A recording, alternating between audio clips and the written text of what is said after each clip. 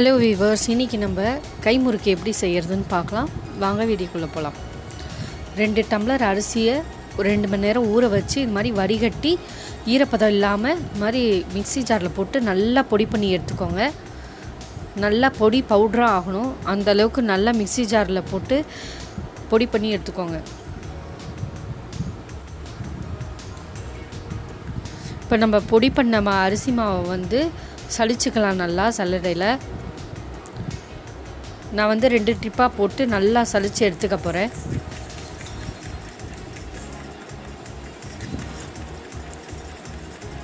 இந்த மாதிரி கட்டி தட்டி மேலே இருந்தால் லைட்டாக இந்த மாதிரி கிளறி விட்டு நீங்கள் திருப்பி சலிச்சிங்கன்னா இன்னும் நல்லா பவுடராக வரும், ஃபைன் பவுடராக. இப்படி லாஸ்ட்டாக குருணியாக வரும் சலித்ததுக்கப்புறம் அதை வந்து நான் கோலமாவை கூட கலந்துக்கலாம்.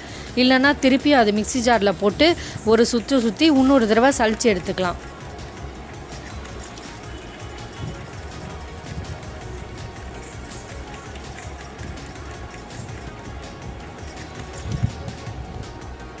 பாருங்கள், ஒரு சலித்ததுக்கு இந்த மாதிரி கொஞ்சம் தான் வந்திருக்கு. இப்போ 2வது தடவையும் சலிக்கும் போது நிறையா அந்த மாதிரி கட்டி கட்டியாக நிற்கும்.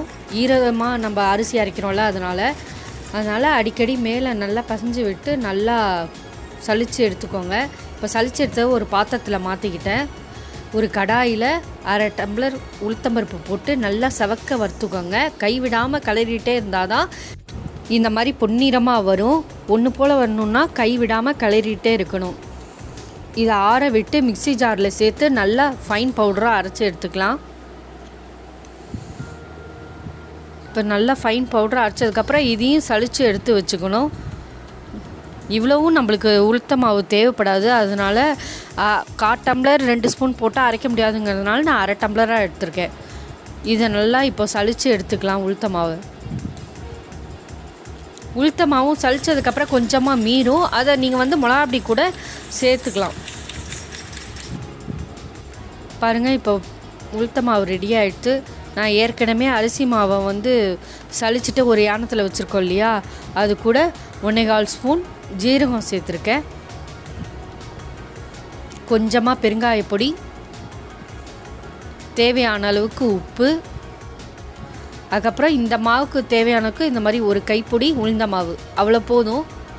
அதனால் ஒரு கைப்பிடியை சேர்த்துட்டு கொஞ்சமாக வெண்ணெய், சாஃப்ட்னஸ் கொடுக்கறதுக்காக வெண்ணெய். இதை நல்லா பசைஞ்சு எடுத்துக்கோங்க. கொஞ்சம் கொஞ்சமாக தண்ணி ஆட் பண்ணி பசைஞ்சுக்கோங்க.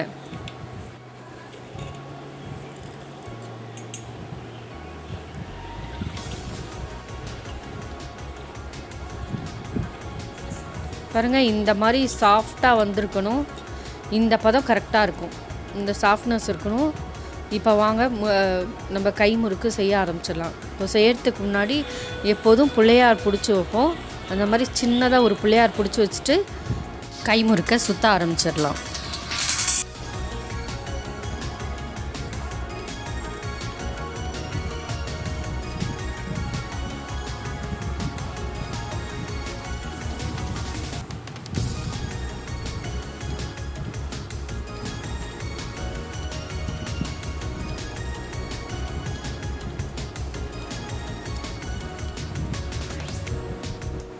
ரொம்ப ஈஸியாக வரும்.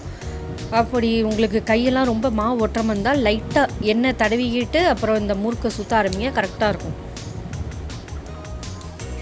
இப்போ முறுக்கு சுற்றியாச்சு.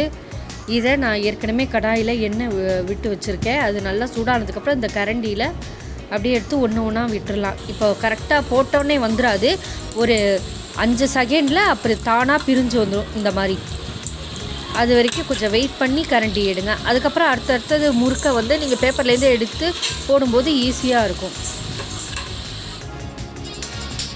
இப்போ நம்ம கை முறுக்கு ரெடி ஆகிடுச்சு. இந்த வீடியோ பிடிச்சிருந்தா லைக் பண்ணுங்கள், ஷேர் பண்ணுங்கள், சப்ஸ்கிரைப் பண்ணுங்கள். தேங்க்யூ.